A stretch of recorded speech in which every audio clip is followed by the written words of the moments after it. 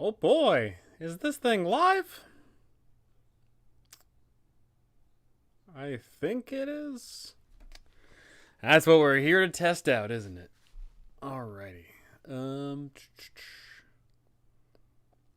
um, is that the live chat? No.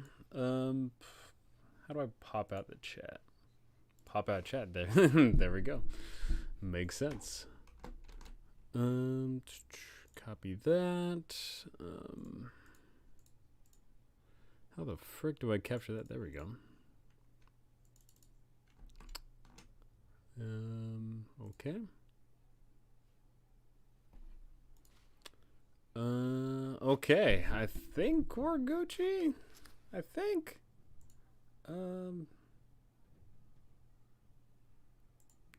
Maybe I have to close that. I have to close that. Okay, what if I capture a moment? Okay, some things are popping up.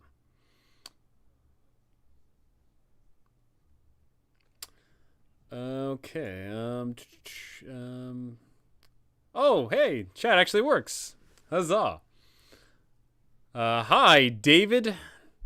I'm testing out the stream because that's what cool people do these days. They stream, and I wanted to give it a shot. Space Bandit, yo. Hello. Yeah, I'm just testing some things out. I used to stream a long time ago, but I didn't stream D&D. Oh, I did stream some D&D. I streamed a game called Blood Bowl back in the day. That was a lot more forward. Prepping the Tourmaline gem mine to the stream. Heck yeah. Tourmaline, I had a fun time in there. One of my players got thrown down by a kobold because, you know, a kobold with a -2 athletics somehow gets the better of someone with like a +7 or 9 to their acrobatics. It was, yeah, I couldn't believe it. It was great. I've never been on time before. Well, you know, on time is subjective, right? You know, it's one of those things of you don't need to be on time. You can just you show up as you will. Simon O'Connor, hello. Hello to you. Hello. Testing some more things out here. Okay, I think this is Gucci. Rainfall Harbinger, hello. Actually, shouldn't I like advertise myself? Shouldn't I like tell people like I'm online or something? I've got a whole Discord. You know, why wouldn't I, right? The energy's here. Okay, yeah, let's do that. Let's self-advertise because you know that's how we do around here. At everyone in my Discord, I'm live. Come hang out and ask those burning questions. I'm not. The issue with me is that I'm very bad at selling myself. I am really bad at it. The dice never forgive. The dice never forget. Exactly. You know, it's one of those things where I never want to run an encounter where it's predetermined that there is this outcome. I want there to be, whenever I run an encounter, that, you know, I have some expectations of what might happen, but the dice are always going to dictate what's going to happen. Whether that be someone dies or the bad guy gets away, or whatever the case may be. Leaving it up to fate is always more fun because that gives me some mystery to work with. Channel Zero, hello. Hello to you, Channel. Chanel. I assume it's Channel. I assume so. But you know what happens when you assume things these days. You can't be doing that. Alrighty. Look at that. About to hit double-digit viewers. That's actually really good.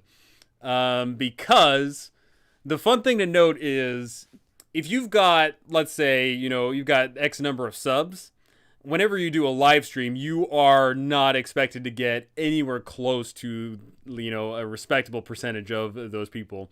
For example, I just watched Dungeon Coach. That dude's got 20,000 subs. He did a live stream. He got 100 viewers. You know, like, so doing the math on that, you know, getting, I don't even know how much percentage that is.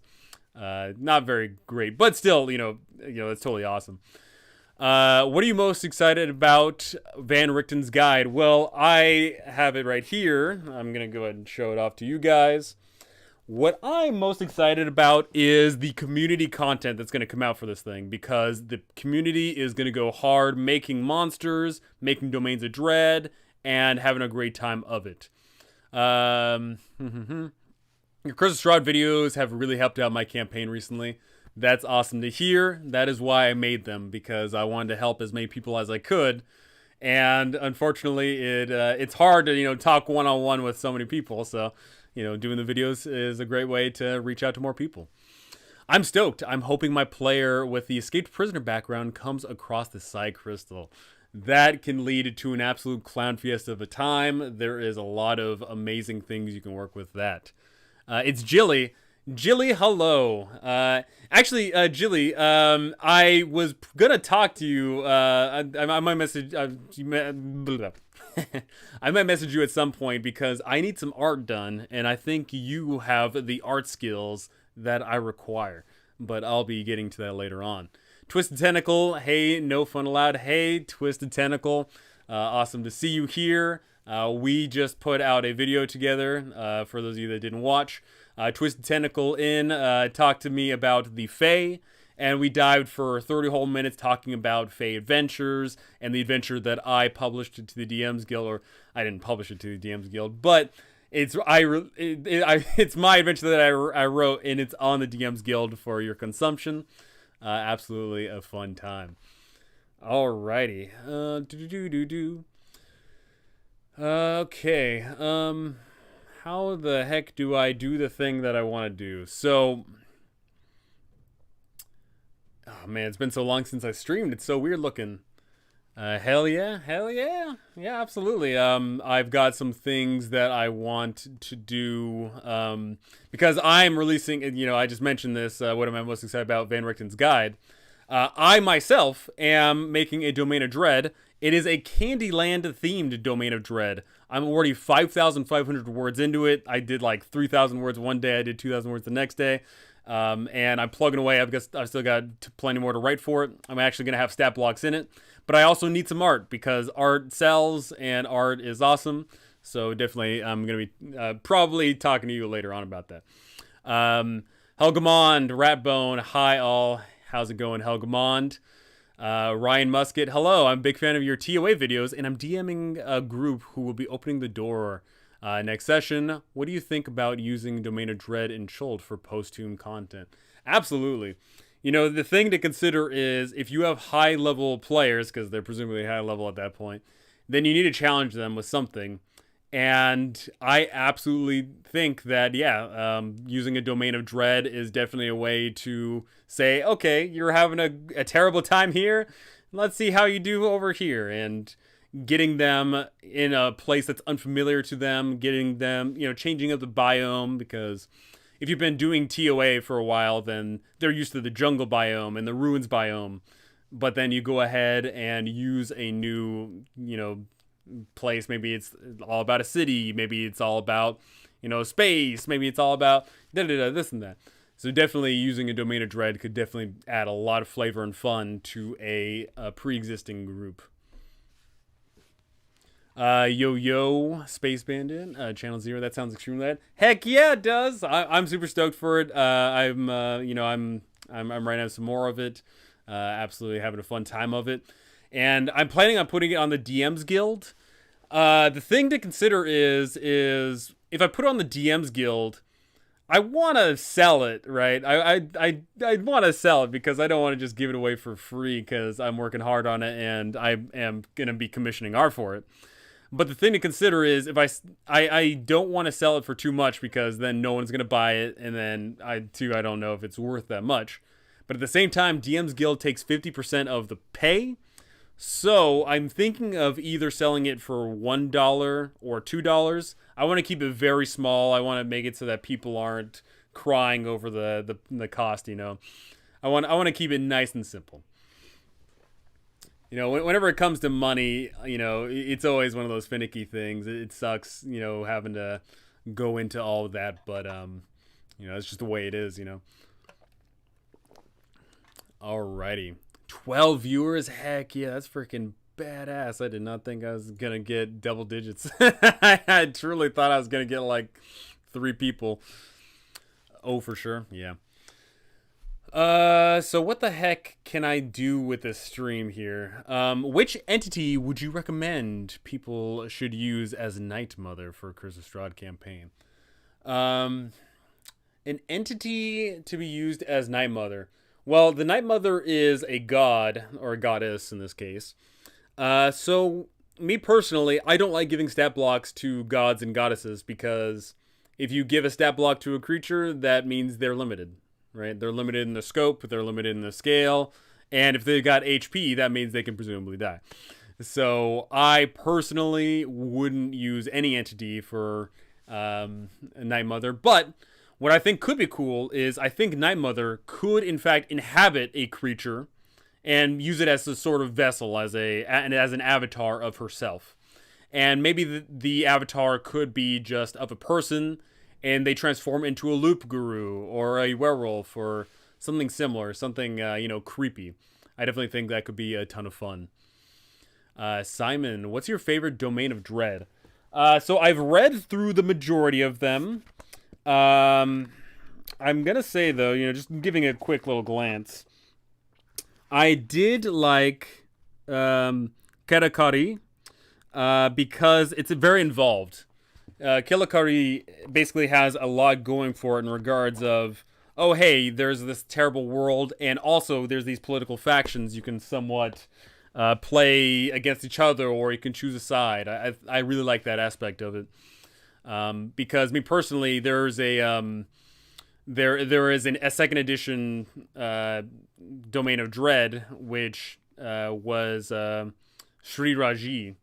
And I really liked a lot of the stuff that came out of there. Obviously, some of the stuff was problematic, and that's why some of it didn't get translated to nowadays. But the aspects of adventure and the locations, I think, were pretty awesome, which is why they still implemented it in the book. That's a great idea on Night Mother. Thank you. Yeah, no problem.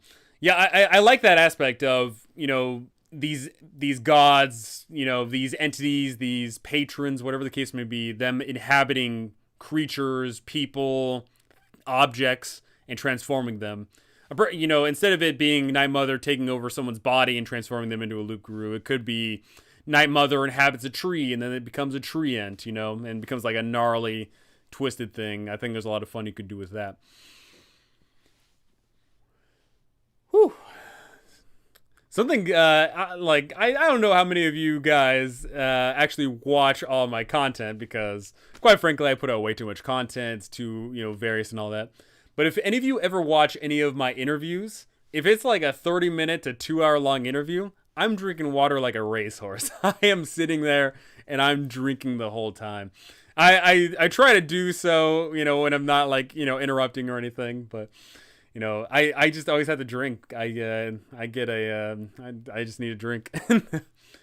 How do you feel about the additions for Barovia and the other relevant things in Van Richten's guide? Oh, hey, Rogue, Enterprise there. So the additions to Barovia is definitely a way to, supplement your game. There's a lot of great stuff about Irina, and there's a lot of great things on how things can shape up in the towns and how Strahd may act. It's definitely a great way to supplement your Curse of Strahd campaign. Mind you, the thing is I'm a little bit biased because I've interacted with the Curse of Strahd Discord, Reddit, the whole community. That community is fanatical, and they've come up with a billion different things, right? So, they already have a ton of things there. But just having those right there in that book is definitely excellent. I like the idea with a lot of the arena stuff going on there. It's definitely a great addition to the campaign. I'm always up for more content. Yeah, for sure. The thing to consider is with more content is Wizards of the Coast is always experimenting with their content. Whether the, experiment turns out to be good or not, it's good for us, right? So if they put out a good content like Van Richten's Guide, Van Richten's Guide's getting a lot of great praise. So that's probably going to tell them, hey, make more content like this. At the same time, if we get a product that's not so great, you know, for example, if there's an adventure module that doesn't get well received, that's going to tell Wizards of the Coast, okay, we should not make content like that. We should do something differently. So whether the product is good or bad, we're going to get better content down the line. And also the community is going to pick up the slack. You know, if we get a module and it doesn't get that much love, then the community is going to step in and make the module fantastic. Your interview with Jay Valeur is one I always have on repeat. Yeah, me and Jay, we talk because I've talked to him about producing stuff for the DMs Guild, because that guy is a workhorse. That guy puts out amazing content. That guy is pumping out fantastic stuff. And it's funny, I actually talked to him when I did that interview, and he said, hey, you know what? I'm going to start my own channel. I'm like, heck yeah, brother. And he's done his own channel where he talks about his guides on Rime of the Frost Maiden. So I'm really pumped to see that he's, you know, killing it with his content. I'm drinking the whole time. No fun. Yeah, you know, I'm thirsty. I can't help it. I sweat a lot. You know, I talk a lot. I'm loud. I think being loud, honestly, may contribute to the fact that I need to drink so much. Hydrate, don't dehydrate. You know, that's actually a really good line there. Hydrate, don't dehydrate. I really like your Babala Saga video. Yeah, I just came out with that today. You know, my Villain's Voice series, I'm pretty happy with it so far. I've covered a lot of villains. Babala Saga, I actually, if you check on there, there's a marathon comment someone put up there. And it was actually really good. You know, I really like that people are sitting there saying, oh, you know, you ran Babala Saga this way, I'm going to run her that way. I really like that people are actually, you know, forthcoming with, you know, that, because I don't want you to run my content. I want you to run your own content. The reason I do all the content that I do is I want to get people thinking. I want to get people, you know, making their own content. So it's really awesome to hear people going forth and saying, oh, you know, you took it this way, maybe I'll take it that way. Yeah, Evan Tier is God Tier. Yeah, Evan Tier, you know, is Jay Valor pumping out incredible guides, pumping out fantastic stuff. And now with the YouTube channel, you know, going after that as well. Incredible stuff. I'm running a campaign with Babala Saga as the main villain. Ooh, so I hope the new book has stuff on witches in the Dread Realms and negative planes.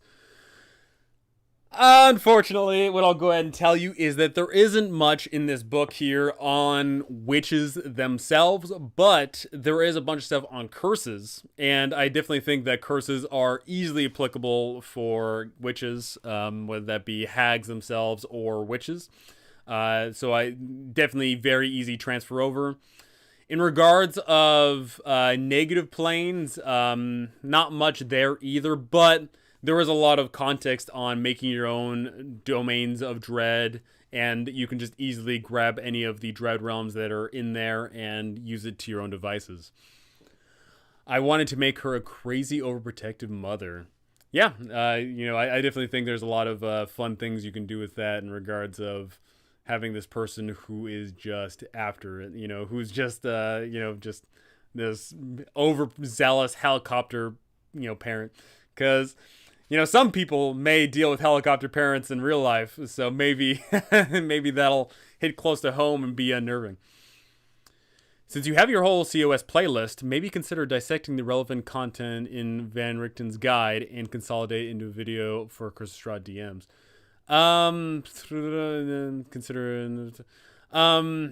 Yeah. I mean, I'll certainly, I'm gonna be diving into Van Richten's guide a bit more. I definitely want to, like, I want to start taking my channel in different directions. Obviously, I am sort of, you know, just all over the place. I do the module guides. I do the How to GM series. I do all these interviews, which, mind you, it sucks to say this, but it is bad for my channel. YouTube wants you to do one thing. They want you to cover one topic. And what ends up happening is because I cover different modules, not everyone's running modules, right? Not everyone is covering, if you're a DM, you're not automatically running every single module. You may be playing in some modules, or you may have literally no interest at all.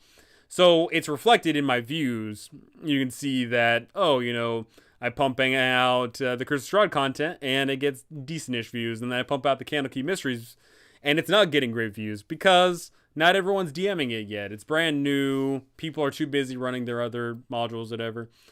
And it does mean that my overall retention and stuff gets worse because, my subscribers aren't watching all the same content.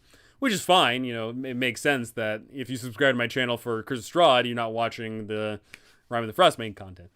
And so it does sting, but I wanted to cover, generic and general stuff. I want to cover things that are applicable to all DMs a bit more.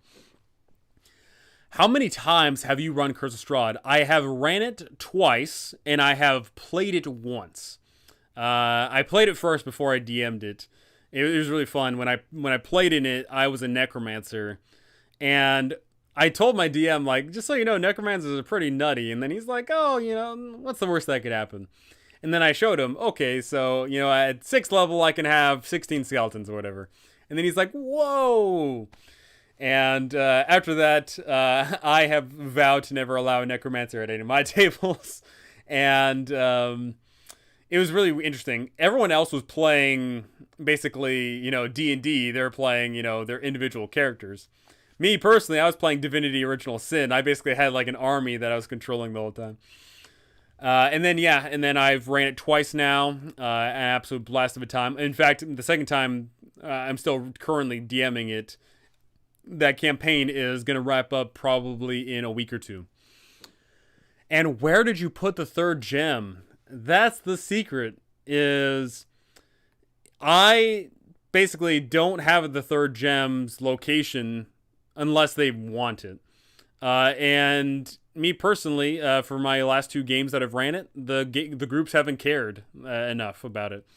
So that gem is just in the aether. It's just gone. Is there anything in Van Richten's guide to spice up the Caves of Hunger? Oh, absolutely there is. There is monsters in here. There is some fun... there's some aspects potentially that you could take from, the marks of horror in here. But I'd say the bestiary could definitely spice up the Caves of Hunger for sure.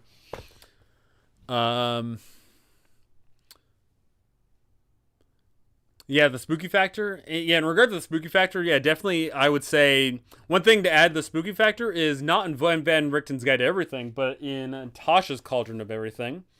There is some area effects that you can use to, add a bit of wonkiness. Maybe you can make it a wild magic area, or you could have, just weird, zany, creepy, maybe alien stuff or dark stuff. You can definitely make the environment feel more alive, or maybe even more dead. I always watch your RFM videos before my sessions. My party just restocking in town, and there's going to head off to the caves. Heck yeah. That's definitely one of those things of restocking in town. That's an aspect that I feel like a lot of people don't DM anymore. I feel like a lot of people just hand wave a lot of those things, but I've been getting a lot into the OSR recently. That's something that I will be covering a lot more on my channel, as well as the OSR. And there is a lot of that. There's a lot of, you need supplies. You need to head back to town because you can only carry so much, and you need to heal up, and you need to have the exact gear.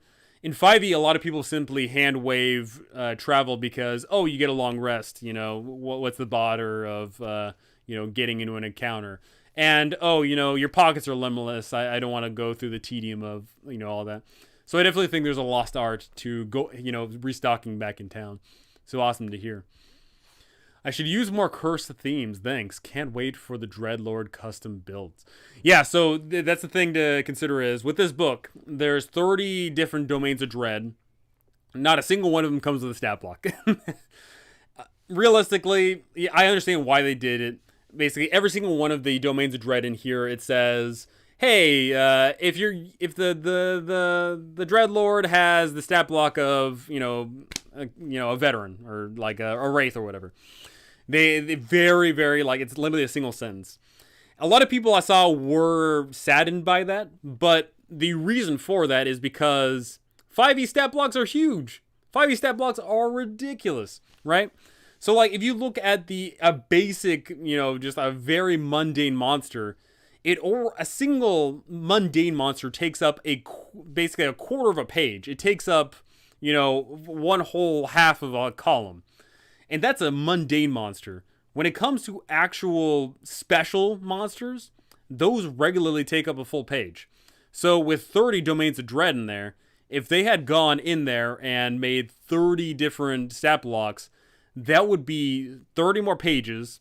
That would be a ton more ink. That'd be a ton more paper.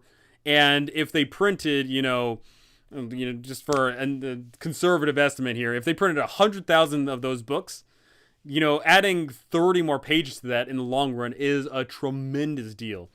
So I understand why they didn't do it. But once again, that's where the community is going to come in. The community is going to make every single one of those stat blocks. Heck, I'd be surprised if, I wouldn't be surprised if, within a week on the DM's Guild or in the Discord or in the Reddit or whatever, we're going to have every single one of those stat blocks already made out. I would not be surprised. COS sounds like a really great time. Well, it's a great time for some people, but it's also not a great time for some people. It really comes down to how vindictive you are as a DM, and it comes down to, what kind of game you or players are expecting and what kind of game you're expecting. Definitely, it's not a great time for some people, is what I'll say. Was it homebrew Necromancer? I take it the Necromancy Wizard isn't really the same thing. No. So the Necromancy Wizard. So fun fact is the spell Animate Dead. When you cast it, you animate a whole bunch of zombies or skeletons, and they're under your command for 24 hours. That's the key word, 24 hours. What that means is you cast the spell and you lose your spell slots. But what happens is the next day, you take the long rest, then you can cast the spell again. What casting the spell does again is it lets you reassert your control over the skeletons or zombies for another 24 hours. But here's the catch. When you cast the spell again, you can reassert your control over more skeletons and zombies than you had originally created. What that means is if you are granted enough time, you can eventually amass an army as long as you're willing to expend your spell slots.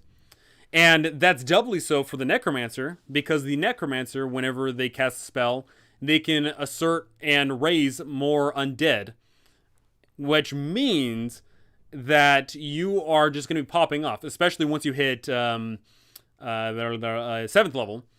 Once you hit 7th level, then you have more spell slots to work with. You have, I want to say at 7th level, you have three 3rd level spells, and then I think 1 4th level spell. What that means is, I need to pull up like a spreadsheet on it, but realistically what it means is if you have enough time, you could have, I think 16 undead at level 6, and then I think it's at like at level 7, you can have 24 undead under your command. It gets nutty. It gets like redonkulous. It's, I don't know if they actually did the math on it. I don't know with the coast. I don't know if they actually thought it through, but it's pretty crazy. The 3rd gem is the friends you made along the way. Aww. Isn't that the true reason of why we play and run all of these adventures? Is because of the friends that we make along the way. Noted. Thanks a bunch. That was Space Bandit for Van Richten's game. Yeah. No problem. So Necromancer. If you actually start, I do want to. I kind of want to do like maybe I'll do that as like a video of why Necromancers are insane and do the full spreadsheet because it is bananas. Another crazy thing about Wizards too, a lot of people forget is Wizards, they sleep and you get all your spell slots back.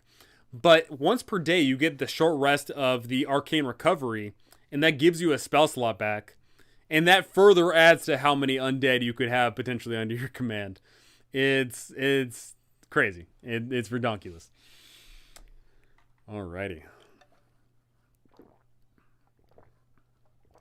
Gotta go parent.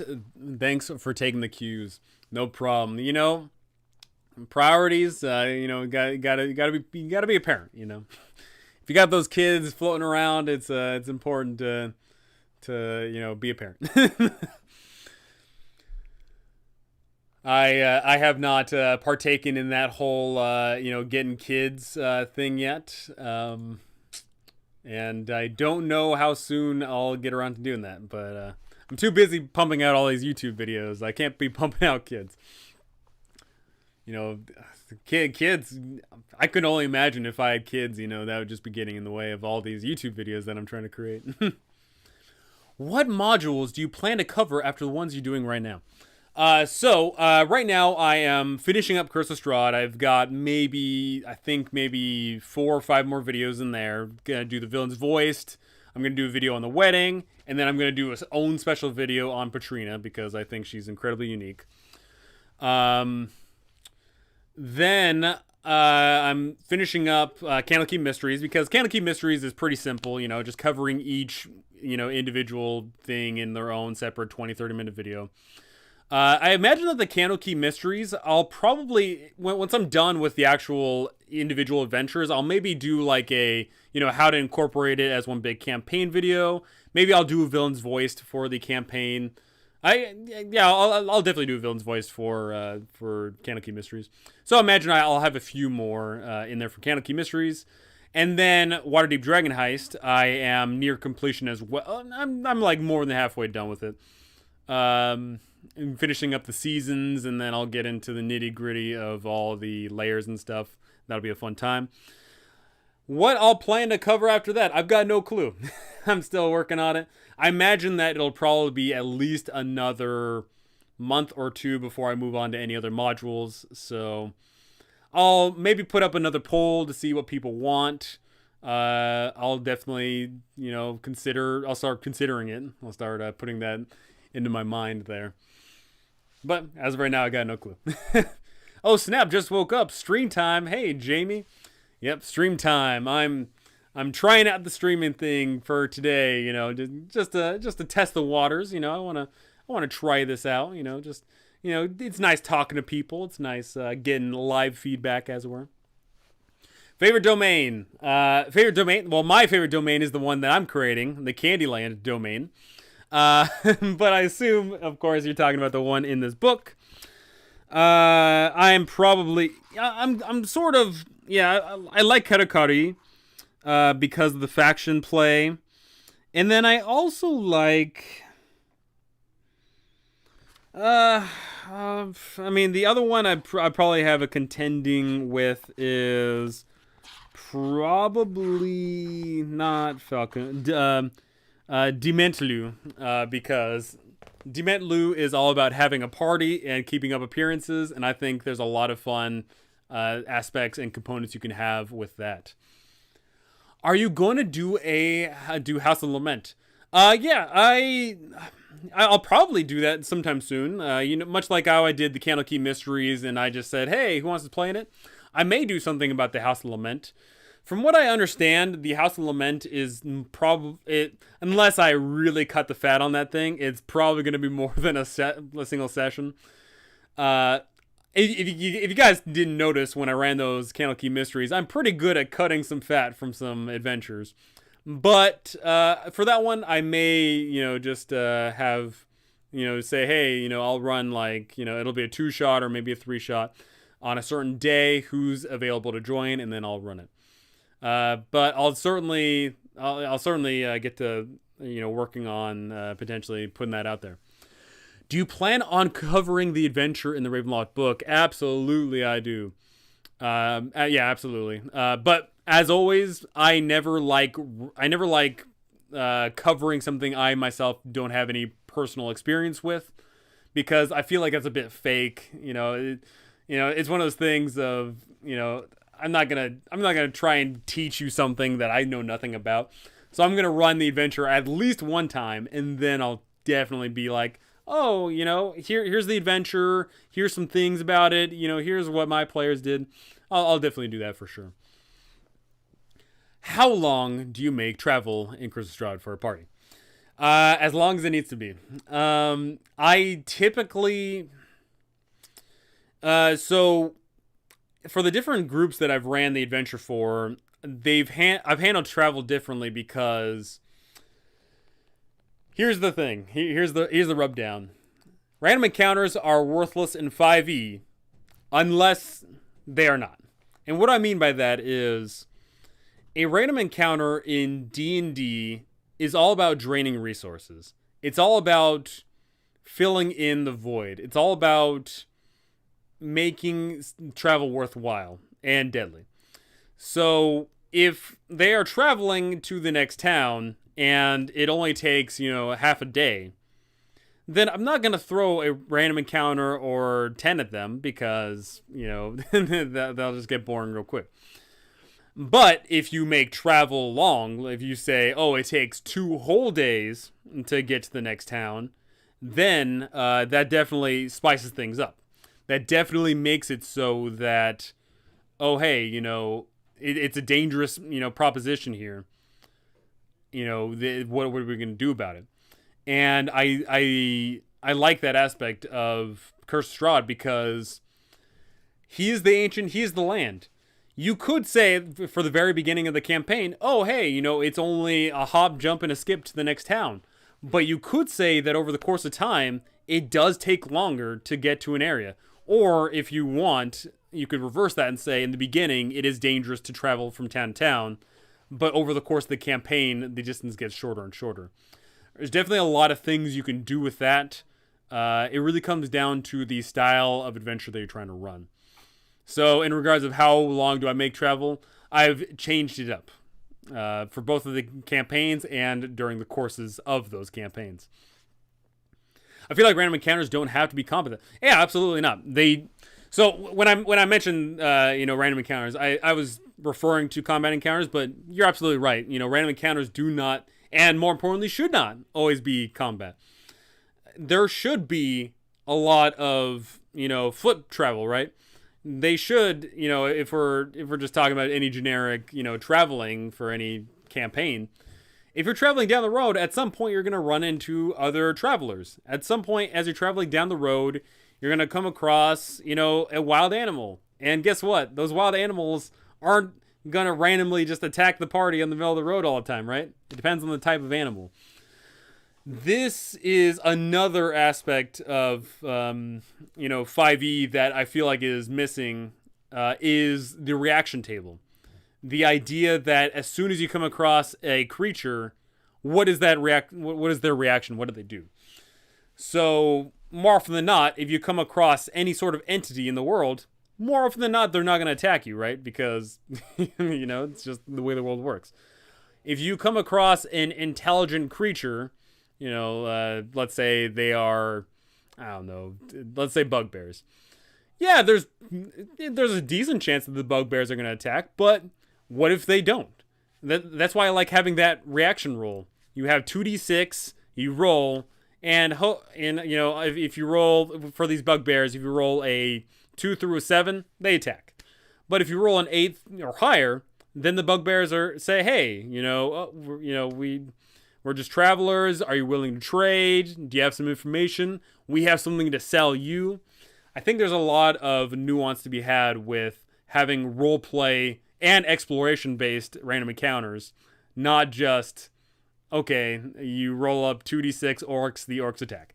That gets real old real quick. Add some nuance, add some flavor to your random encounters.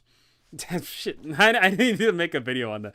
I'm gonna put that down in my notes here on something to talk about is reaction. I've got a notepad for all my video ideas, by the way. So useful, not useful stuff. There we go. Reaction table / random encounters. Bam. Booyah. Alrighty. Favorite Dark Lord of the book. So it's good you mentioned in the book because my favorite Dark Lord is the one that I made for my Candyland domain, coming to a DM's guild near you. But my favorite Dark Lord is, in fact, a one. Is the Dark Lord of Falkovnia, Vladeska Drakov. And the reason why she's my favorite is because with a lot of the Dark Lords, you see them as villainous through and through. They are pure villains, heinous tyranny, or whatever. But with her, with Vladeska Drakov, she is air quote and theoretically trying to do some good in the world. It's just her ends, justifying the means is where things get dark. And that is why she is one of my favorites, is because if you killed her, then there would also still be some issues. I feel like with but many of the domains of dread, there is this aspect of, all the bad is emanating from this Dark Lord. Let's kill them.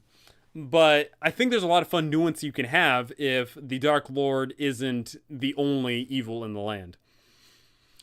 Do you think that the Folk of the Fae UA will lead to a Fae sourcebook? Absolutely, I do. The reason for that is because the UA is usually predictive of what's to come, right? So a long time ago, we had UA of, all the subclasses and classes.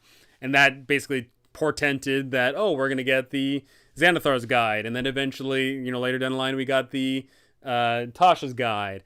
And then we got some UA for... I feel like we got some we've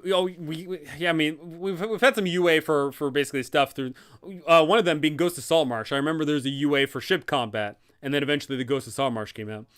So they're always it seems a little bit weird that they're basically foreshadowing what's to come with a UA, but it makes sense to get playtesters to do what they need to do. So I absolutely think Folk of the Fae will lead to something. Same thing with the dragon stuff. The dragons just came out. I definitely think that we're gonna get some Dragonlance because Dragonlance is such a namesake of D&D that of course they're totally gonna bank on that. They're gonna print money if they Wizards of the Coast is gonna print money if they make a Dragonlance book and if they make a Greyhawk book. There's no way they're not gonna do it at some point. The party I DM for are in Vlaki, and they hunted and killed Izek. Ooh, they are now being hunted by the guards. How can I put them in peril? Here's the thing. As written in Curse of Strahd, a level 5 party could take over the world, right? Realistically, if you're just working with the stat blocks at hand, the towns don't have anything, right? The towns are just full of commoners and guards. And, like 1 or 2 priests, and then maybe there's someone with a special stat block, right? Realistically, a higher enough level party can do whatever the frick they want. So the real question is there's many ways you can put them in peril. You could, add more stat. You get more creatures. You could say that everyone fears them. You could say that, this and that. But the real question is not how can I put them in peril, but should I put them in peril? That's something to consider is, with Vallaki, you can consider, okay, they are shaking up the town. What's going to happen afterward, right? Do they need to be, ousted out of town? Or perhaps, they are going to try and take over the town, or maybe Lady Walker's going to take over the town. Maybe Strahd is just going to laugh at all this and watch as the town burns itself alive, as there's this feud and all that. There is certainly a lot to work with there. But if you truly do want to put them in peril, what I would say is, I just noticed, I got a nasty glare from the lights here. I should... One day when I get like a YouTube, actual studio or something, I'll have like the fancy background and all that. But one way to put them in peril would be to not necessarily do it through combat, but do it through the social aspect. everyone maybe is afraid of them. Everyone doesn't want to work with them. Instead of them being kicked out of town, it's everyone runs away at their very sight. And thus, eventually, they're going to, walk out of town because no one wants to deal with them. I think that is where true peril can come from. Warhammer Weekend Times, enjoying the stream. Also, nice haircut. Warhammer Weekend Times, incredibly famous beginning of the end times YouTuber. Sadly, hasn't uploaded in dang near 3 years at this point. Nice haircut. This is the COVID cut. This is the I don't want to go to a barber, so I'm just gonna do it myself kind of cut. Very cheap. It's getting hot here, so I've been working out. I've been working a lot outside lately. I've been digging a pool, or not digging the pool itself, but I've been removing all the cement around the pool, and I've been digging trenches. So I've been outside a lot lately, and it's good to feel the breeze on my head as I work, because I've been sweating quite a lot outside. Alrighty.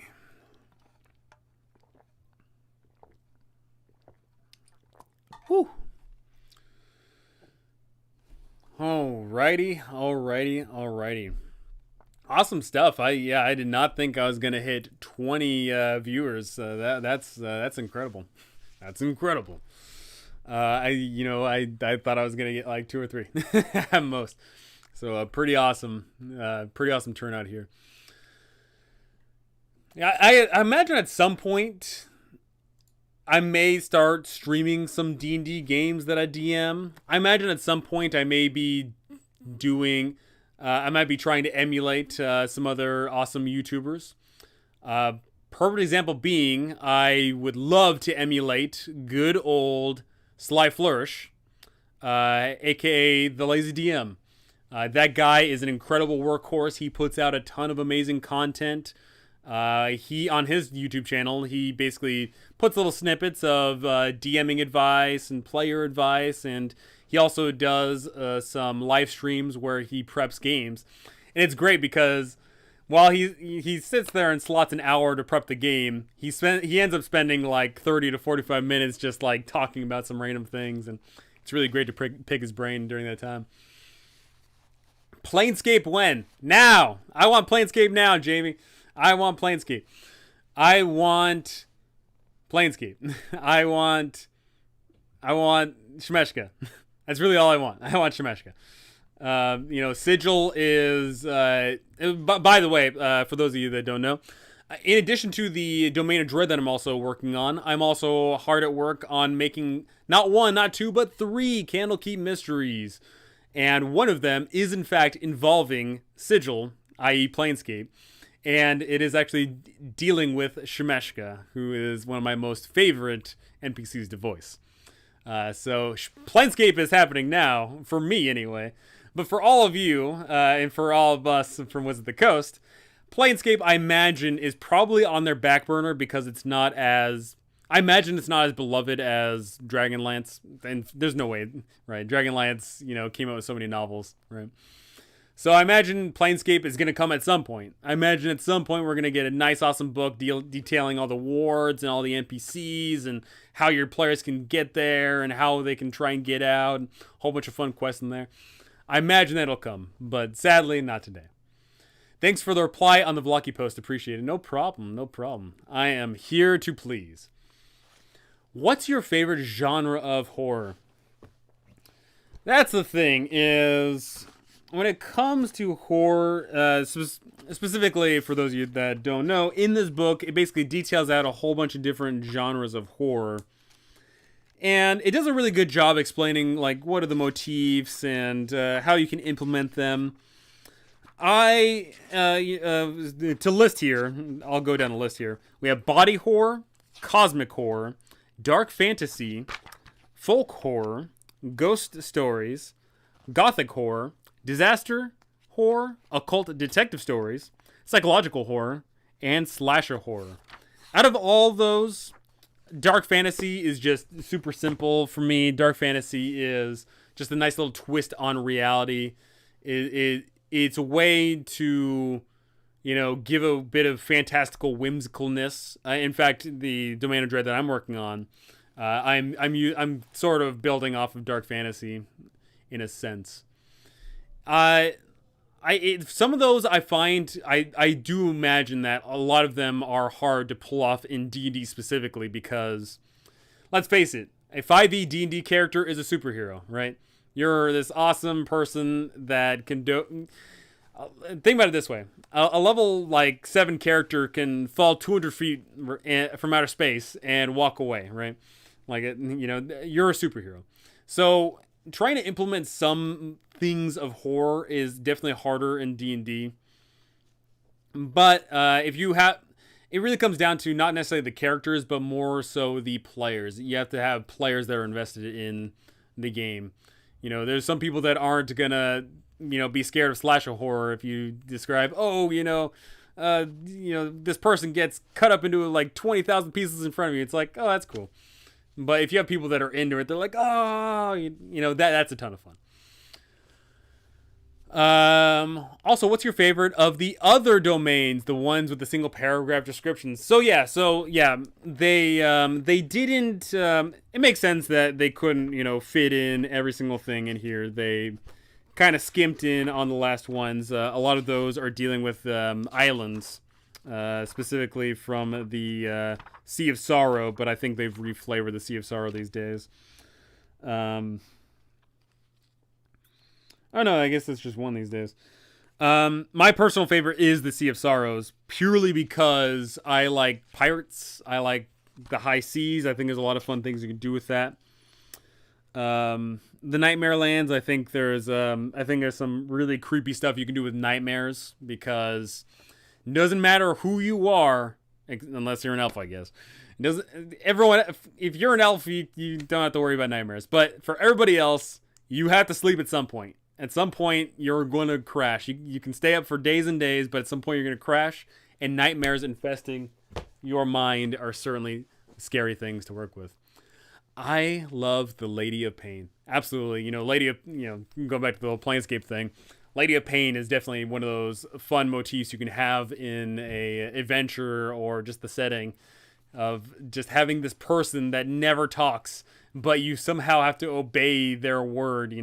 I like that aspect of everyone's in fear of this person, but at the same time is just trying to get by and do their own thing. Or if you're from Wizards of the Coast, Sigil.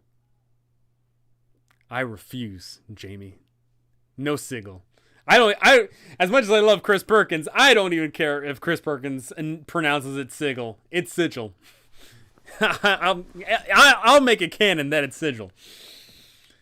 I noticed Sithicus, Lord Soth, has not mentioned the Domains of Dread. Do you think this is because Dragonlance is on the way? Either one, because Lord Soth is going to be introduced in that, or two, maybe there was some themes that they didn't think were comfortable enough to introduce in there. I'm hoping that, I think Lord Soth is a unique character. I think it's an interesting character. Death Knights are always fun.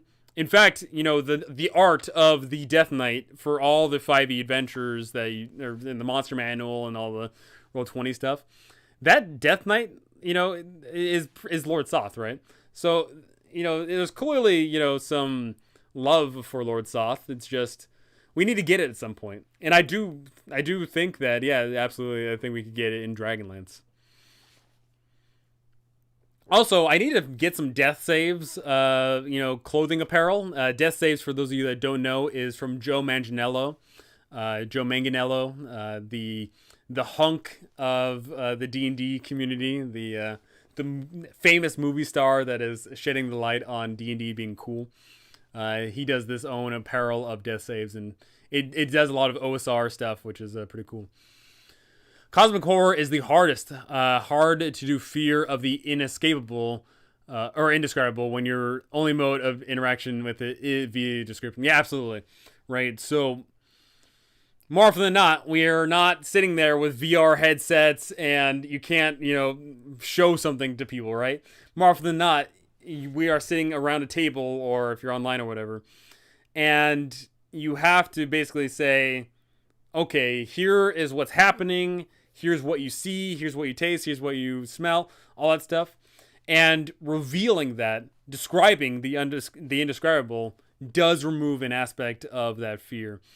There is that tangibilityness to it. If you describe something as being, amorphous, a blob, your people can try and, basically put their own, thoughts and ideas into it. But if you describe it as, okay, the alien's got these tentacles and it's got these eyes and da-da-da, then yeah, for sure, it definitely ruins a bit of the mystery to it, because with Cosmic Horror in particular, it is fear of the unknown.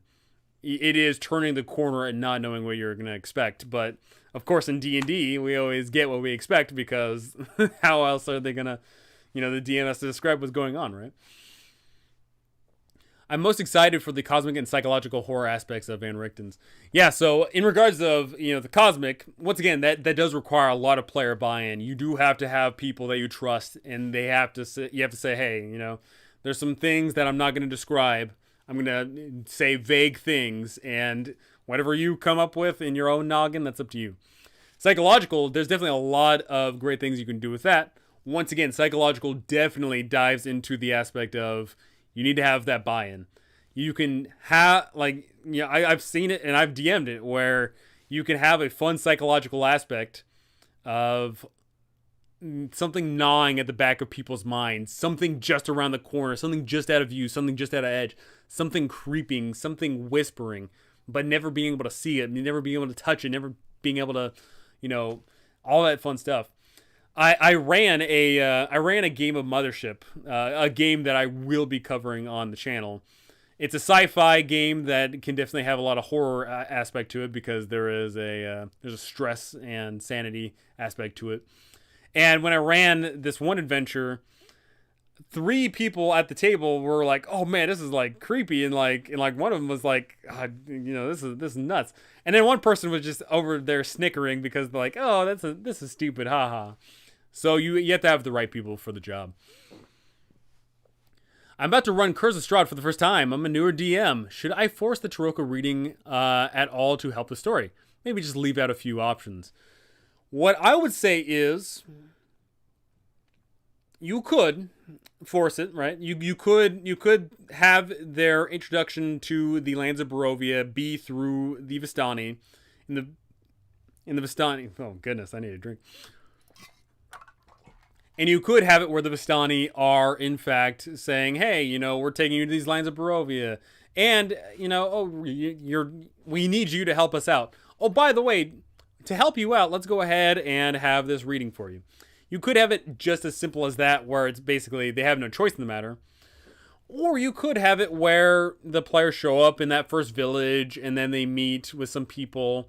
And some people offhandedly mention, oh yeah, there's those Vistani camp, right down the way. You could check them out if you wanted to.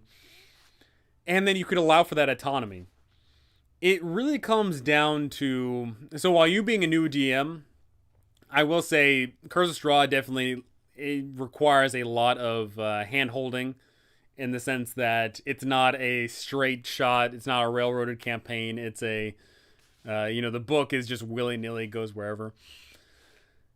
I would say, just talk to your players openly and ask them, hey, do you want an adventure where you are given the pieces right from the get-go? Or do you want to be dropped in the sandbox? I'm going to present to you options A, B, and C. And you can do options A, B, and C, or you can choose option D and just go off on your own. Having that in mind, what they want out of the game is going to direct you into forging that awesome game. Honestly, I shouldn't be running D&D if I want to do Cosmic Horror. Honestly, I wouldn't be running D&D if I wanted to do Cosmic Horror. Yeah, I would say D&D probably is not the best system for Cosmic Horror. I definitely think that there's better game systems for it. There's game systems that deal more with stress and sanity. I think there's game systems where you're not a superhero. I think one of the better Cosmic Horror, game systems around is Call of Cthulhu. Very classic, very, very simple. In Call of Cthulhu, you are not an adventurer. You are, just a pathetic little human that can get hit once and die, and if you see Cthulhu, then you'll go mentally insane. I think D&D, if you do want to go down a cosmic horror route, one, you need to have the people that are in for it, and two, I think there's something that you could implement in regards of the honor and sanity scores. Honor and sanity, for those of you that don't know, is an optional rule in the DMG, and it covers basically just aspects of the game. They're different ability scores, so basically you'd add 2 more ability scores. And having honor and sanity in a game will allow you to mechanically reward and punish people for their actions in regards of, okay, if you have a low sanity, if you have a middle sanity, let's say you have a 10 sanity, and you're going up against the bandits, you kill a few of the bandits because they're attacking you. You fight in self-defense, of course. But then one of the bandits raises their hand and says, "Oh, please don't hurt me, I surrender." And then you just up and kill that guy even after he surrendered. Your honor's going down, right? Like, you just murdered this guy. He surrendered. It doesn't matter that he was fighting you a moment ago. The fact of the matter is that they have given up now. Your honor will go down. At the same time, for example, being if your sanity is low because you've been dealing with some bad guys, then taking some time in town, relaxing and talking to friends and, getting magically healed up, then your sanity score will go up because you're getting past some of the horrible things and, all that fun stuff. I definitely think that honor and sanity are fun things you can add to a campaign. D&D Live isn't until July this year. Do you think Wizards of the Coast is going to wait that long until they reveal the next book coming out? We have all of June, right? I doubt they're going to... there's no way they're going to release any info on a book after another book just got released, right? There's no way that they're going to do, hey, Van Richten's Guide's coming out. Oh, by the way, there's this book too. Because they know that the waters are going to get muddy. They know that they got to give some breathing room. So nothing's coming out in May, but we have all the month of July, or June. Yeah, June. we have all the month of June where potentially something could happen. Here's the thing. They have a busy schedule, right? They've already said that they've got multiple books coming along the way. So unless they decide to do a big, info dump of, oh, here's the book coming out, which they haven't done yet. They haven't done that at all. I do think that they're probably going to space it out over time.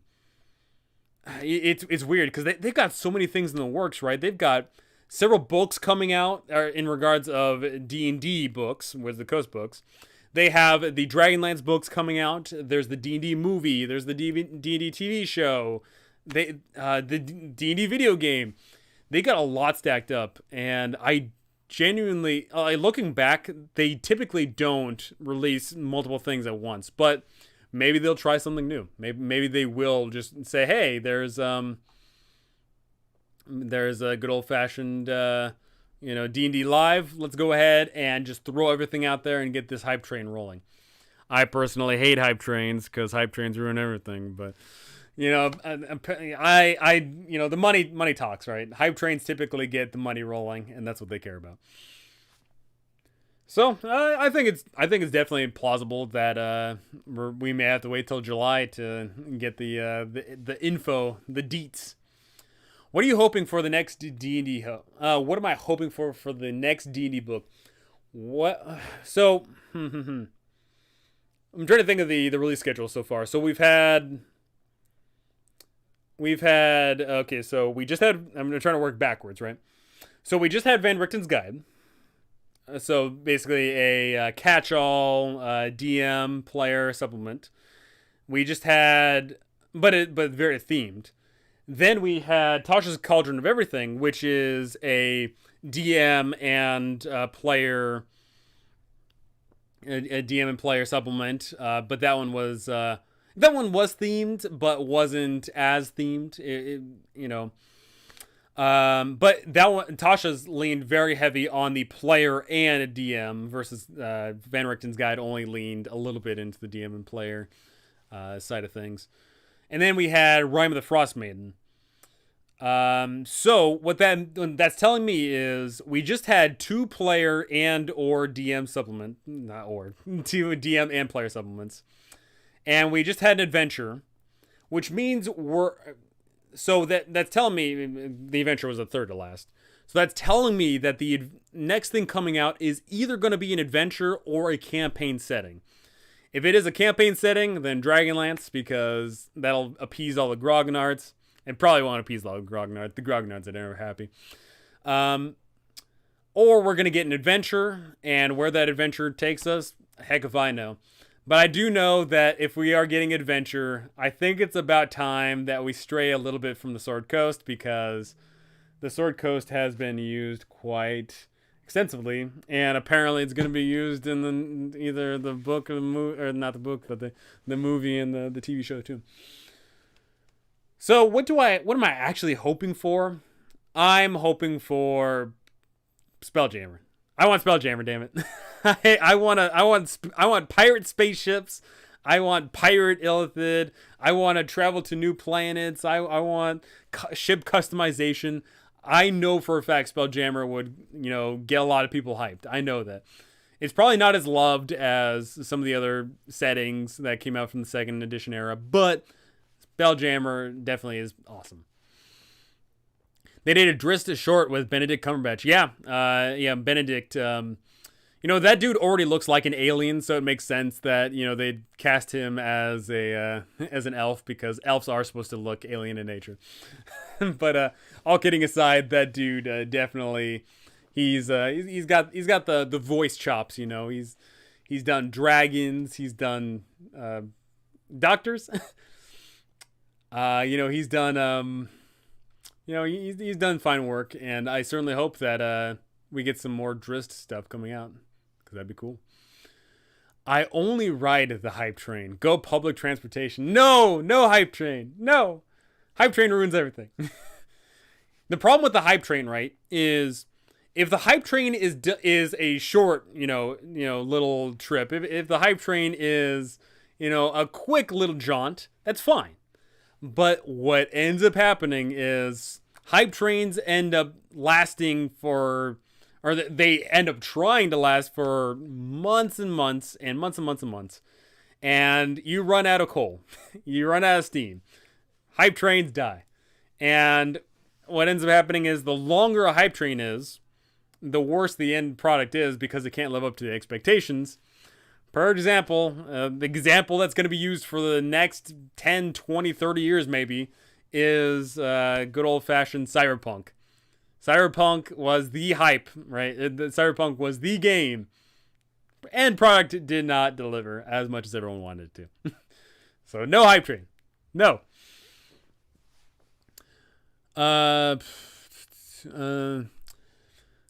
So I'm going to be running a campaign for a bunch of new players. Any ideas what I should do? So the real thing is when it comes to new players, a lot of them have different expectations, right? Some of them might have watched Critical Role and think that the game is all about running a 150 session campaign of political intrigue and world-faring, affairs. Some people may have watched what's that show? What's the show about the 70s, the kids, Stranger Things. Some people might have watched Stranger Things and think to themselves, D&D is all about slaying the Demogorgon and very simple stuff. Or they may have watched Gravity Falls. Gravity Falls showed off some D&D too.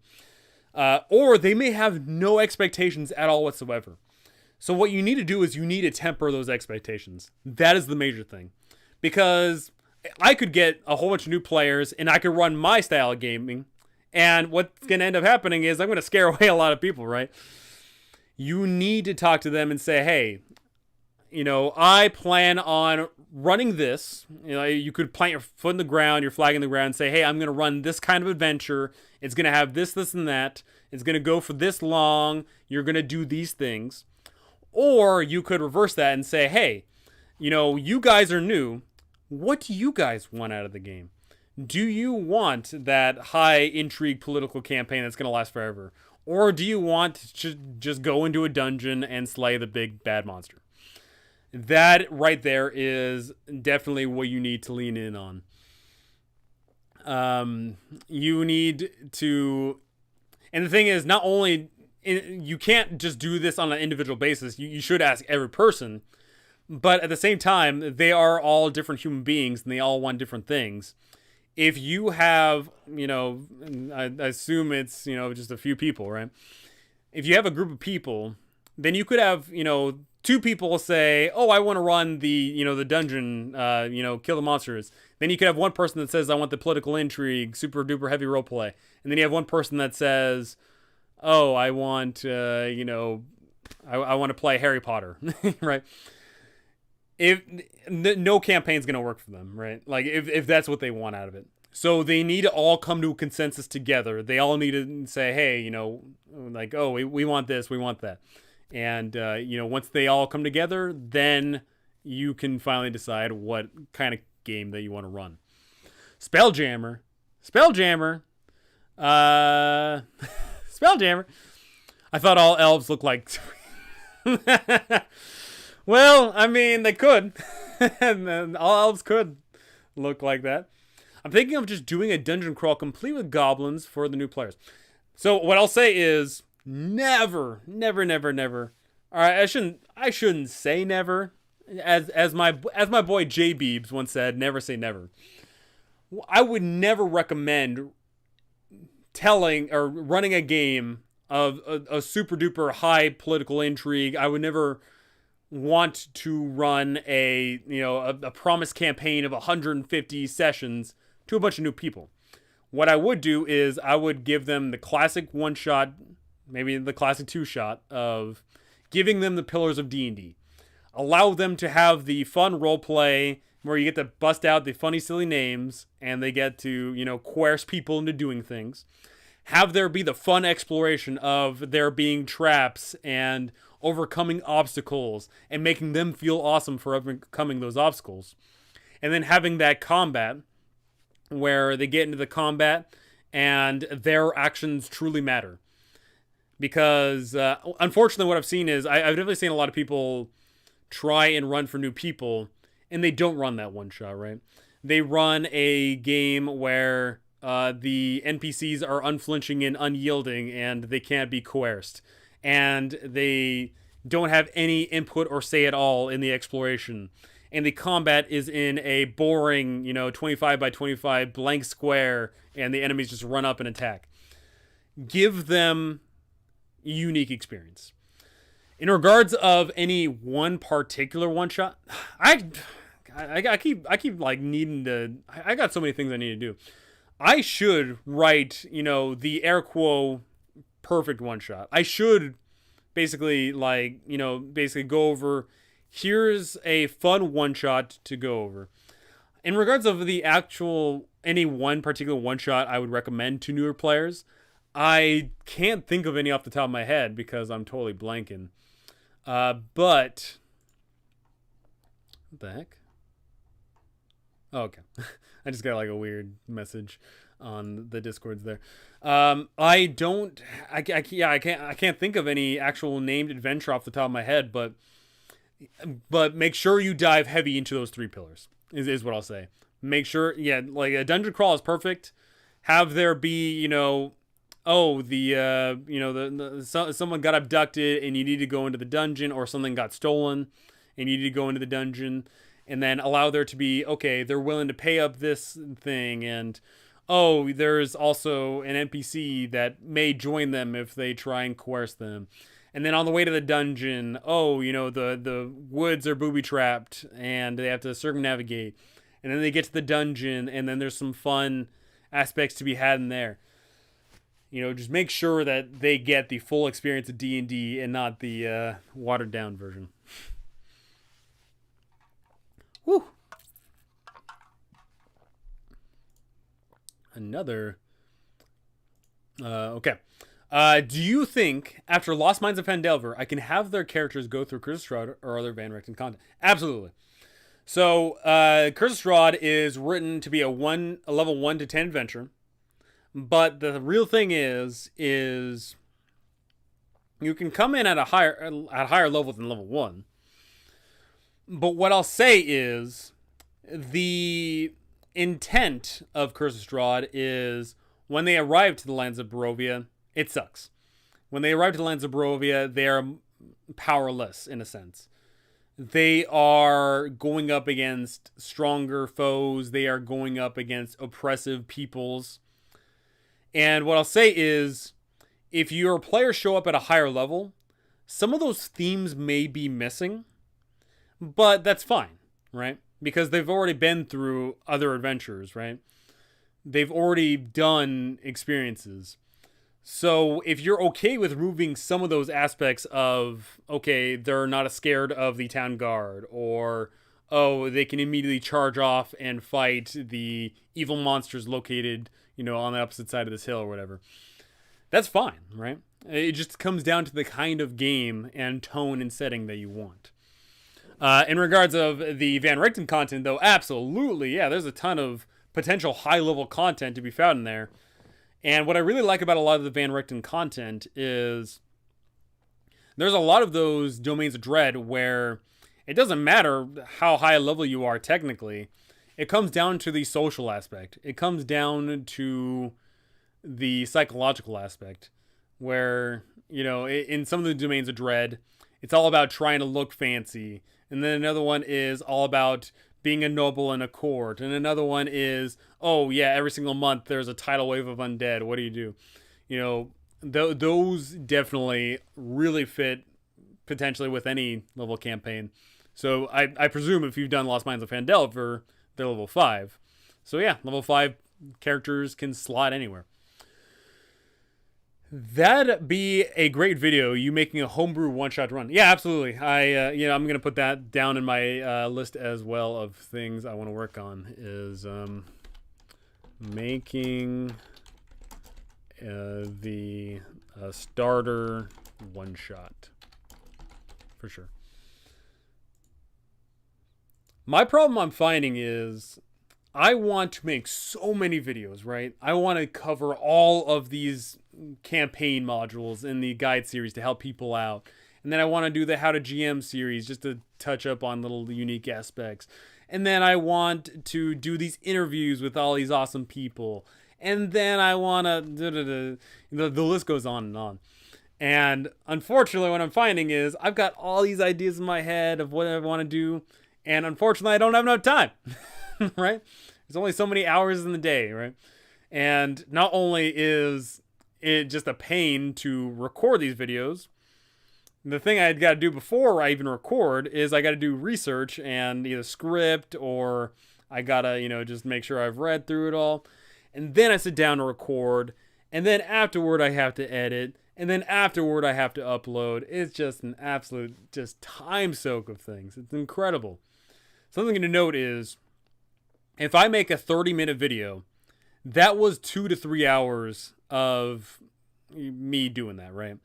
At least. If it's a 30-minute video of me covering a subject in the module, that was me reading through the entire section beforehand, practically word for word. Sometimes I skip over the things I know basically deep down. And then I go to record the video. So if it is a 30-minute video, what ends up happening is it's probably 45 minutes to an hour of me doing it filming it, because I'll flub some line and I have to redo, or there'll be some, just downtime in between because I'm stretching, because I sit on the ground, like a Neanderthal. Basically time stretches over time. And then after recording the thing, then I have to edit it, and I've got to go through all back. I got to make sure everything's all nice and tight. When I first started that whole Tomb of Annihilation series, very terrible, very not well edited. Thing absolutely sucked. Nowadays, my edits are substantially better. But editing takes time. And then uploading takes time. Absolute nightmare. Will you let your players actually play something fun? No. Screw you. Screw you, Pone. Professor Ponicus, also another famous YouTuber on the YouTubes there. Fun is subjective, right? Fun is one of those things where I could sit down and I could have a blast as the DM or the GM or the referee or whatever you want to call it. But then all my players are saying, oh, that sucked. So, fun subjective. At the same time, I could be running a game. This actually has happened to me, where I've ran a game for a lot of people, and they all had fun. But then I ended up realizing that I wasn't having fun, right? So, forging that path of making a fun game is definitely tough. But I'll certainly try. I'll think about it. And not one person has stepped up to be a sugar daddy while you quit your day job to focus on YouTube. Ridiculous. That's what I'm saying, right? Is all it takes is one foreign prince, one robber baron's son to just give me money, right? That's all I need. If I had money, all my issues would be solved. No more day job. No more doing my own edits, because if I had money, I'd just be paying an editor, right? No more making my own thumbnails. That's honestly where I really need to step up my game, is my thumbnail game sucks. I genuinely don't know what is good looking to people. I don't know what is appealing to people. I'm lacking something in my brain that is other people have. I genuinely don't look at thumbnails and say to myself, that's a thumbnail I want to click on. I do not have that thought. The only time I'll ever click on a video is I look at the title and I gauge to myself, okay, what are they trying to sell me? Because the thumbnails don't sell me. But unfortunately, thumbnails are what actually sells. So I need to work on that. So please, out there, rich person, give me money, and then I can make better. I could make both more quality and quantity content if I just had all the money. I'm back. Rainfall, welcome back. Von Pepper. I also have Waterdeep Dragon Heist Crystal Strahd and Tomb of Annihilation, but I'm not sure it's a good idea to throw one of those at first-time players. I would say Dragon Heist is, of all those, a much better, first-time game, because you can just put them on the railroad track. Instead of giving them a sandbox of an area, like Curse of Strahd, or even Tomb of Annihilation, I would say you can run Waterdeep Dragon Heist. That's another... I'm going off tangent. With Waterdeep, you can run it as a railroaded adventure where you say, okay, after being told this, you make your way over here. Basically, forcing the narrative to push them to an area instead of going through the minutia of, okay, you get told this information, what do you do now? Because inevitably, they're going to mess up. So in regards to that, I've been thinking about a series I want to make. I want to make a series where I go over each module and I tell you how to run it as a sandbox, as a railroad, and as a roller coaster. The reason for that is for simplicity's sake, right? Or not simplicity's sake, but for just the perspective's sake. So like a perfect example being, if I make this video on Curse of Strahd, let's say, okay, oh, you want the railroad adventure? Or you want the sandbox adventure? Okay, then, just make these few changes and it's a perfect sandbox, easy peasy. If you want the railroad adventure, then you say, okay, then you have a quest right from the beginning and you've got to go there. And then for the roller coaster adventure, the one where your players have no questions or no options that they can do at all whatsoever, then you go to this location, you get into this specific encounter, then you go to this location, get into this specific encounter, and then you go, to the theme park. I want to make that series because whenever you look at a lot of these modules, we sit there and say, okay, Tomb of Annihilation is a sandbox. Curse of Strahd is a sandbox. Rime of the Frost Maiden is a sandbox. Oh, but then we have, whatever the case may be. I'm just trying to think. I'm totally lost right now. We have Waterdeep Dragon Heist. Waterdeep Dragon Heist is more of a railroad than it is a sandbox due to the story and this and that. And I think there is a lot of there's a lot of ways you can sit there and actually approach running the game. And I think instead of looking at it as Tomb of Annihilation, instead of looking at it as Tomb of Annihilation needs to be a sandbox, you could look at it as, hey, instead of it being a sandbox hex crawl, it could be a fun point crawl railroad adventure where your players go to this location and they go to that location. I definitely want to do that in the future, and I'm pumping myself up to do it now. The Tomb series is legit. Thank you. That was the very first series I worked on. What's funny is when I started my YouTube channel, I basically pre-recorded a whole bunch of TOA videos just to ensure that I had a whole bunch of time, to be able to record some more. So I pre-recorded like half of the series, which ended up being a mistake because I didn't have a good mic at the time. I didn't know what the heck I was doing with editing. But now that I am much more confident in front of the camera, I know how to edit just a little bit better. I can actually make a thumbnail that's not the same thumbnail 27 times in a row. I definitely want to go back and do Tomb of Annihilation justice because that is my most favorite module. And I'm probably going to start off the Tomb of Annihilation, rerun series with that, with the railroad, with the sandbox railroad or roller coaster approach. I think Waterdeep Dragon Heist is pretty fun for first timers. Yeah. It basically introduces you to a lot of role play aspects you can have with the game. It introduces you to the factions. It gives you some fun combat. It's got a little bit of everything. The exploration is obviously lacking in a sense because you're in the same city the whole time. Really, the only thing you're really exploring is basically the inside of a house or the sewers, but whatever. Okay, water time. I've gone through now 2 full water bottle things right now. I could try to make you something, what you want. Or what type of art are you looking for? That is so incredibly generous that you'd be willing to try to make some art for me. A art piece that I would want, if you were willing to try this, I would want. That's just so generous. I'll definitely think of something. I'll definitely think of something. Maybe not right this second, but I'll definitely ask for something if you're willing. I don't know what type of art I'm looking for right this second because I've got that stream brain going on, looking at the number of viewers going up and down and all these comments. I'll definitely give that a consideration though. Thank you. I definitely want I want art. I want something. I'll take it. If you're offering, I'm gonna take it for sure.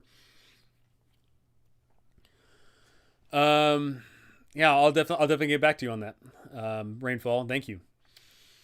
Paul, if you have new players, run Dragon of Icefire Peak from the Essentials kit. It's excellent. Absolutely. Dragons of Icefire Peak and in the Essentials kit and the starter kit, or starter set, really awesome for first timers. Really simple stuff. Dragons of Icefire Peak is definitely a nice little flavor of the week. You can have, okay, this session we go to this location and you interact with there and da-da-da. You can definitely have a great time with that.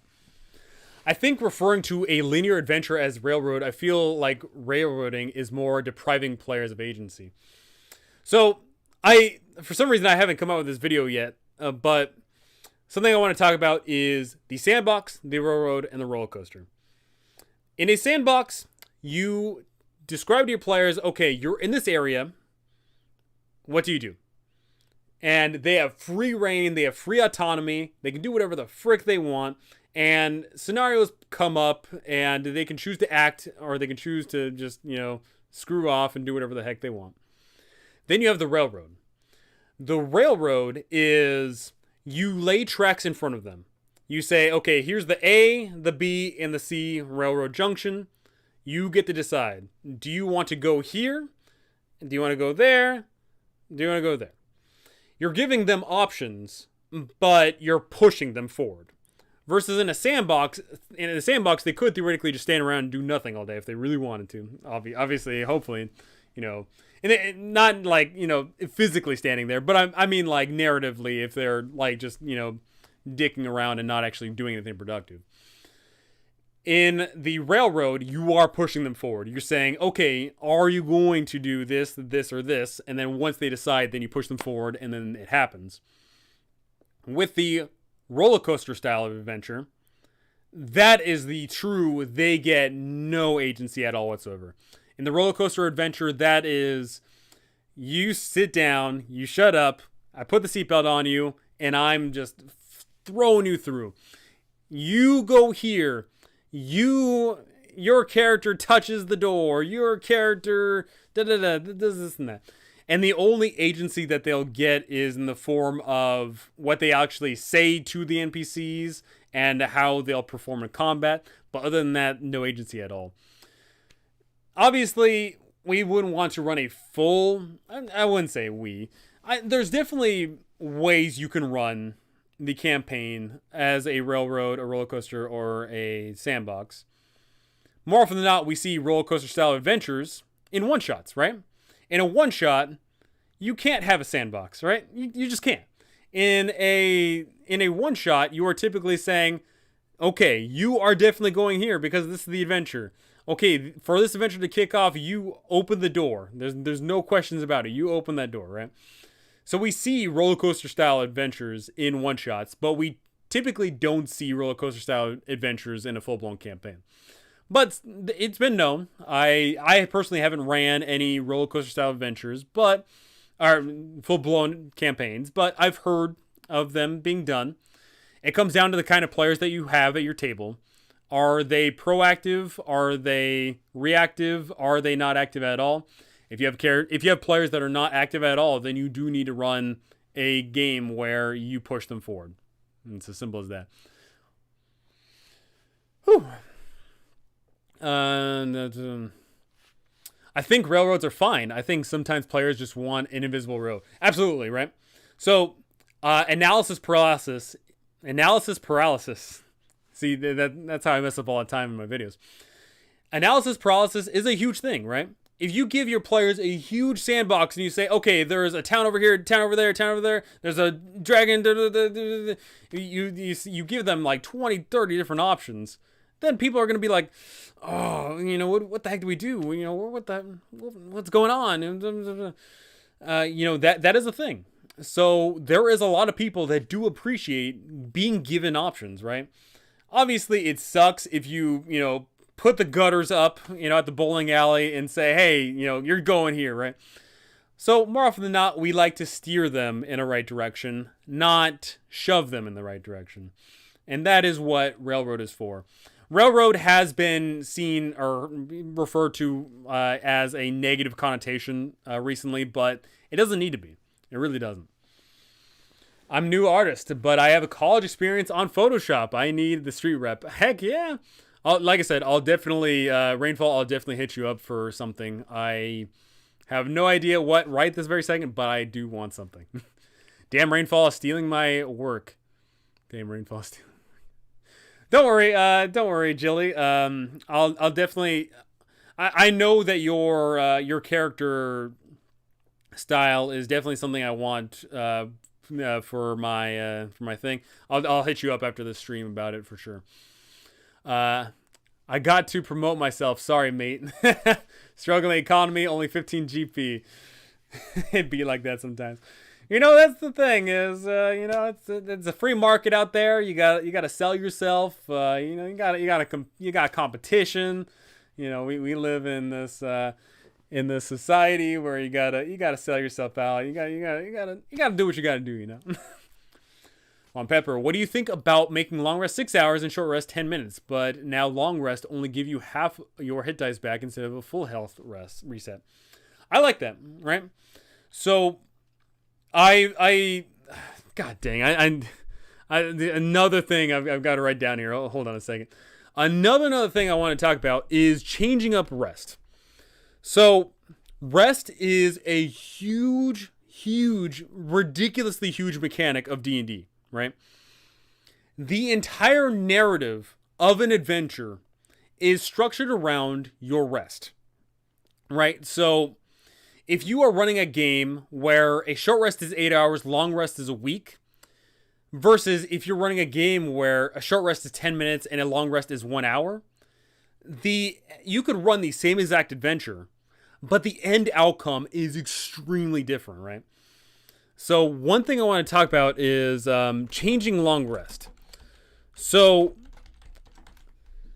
right there, that's a perfect example of changing up long rest, making short rest in 10 minutes. So yeah, you get to spend your hit dice, and if you've got, certain class features, then yeah, the short rest comes in handy. And then yeah, long rest only takes 6 hours, but whatever the case may be, but you only get half of your health back. The half of your health is going to slowly wear and tear on some people, right? Because you only get half of your hit dice back on a long rest. So there is an attrition game of, over time, you're going to be losing out on your health. And because you're losing out on your health, that means you're going to be more jump happy on your resources and this and that. A system that I want to try out. What a break here.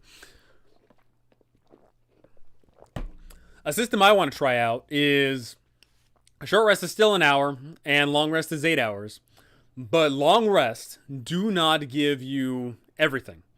Instead, when you take a long rest, you get to choose from the following options. You get to get half of your hit dice back. You can get your class features back. You can remove a level of exhaustion. You can get half of your health back. Like a laundry list of things.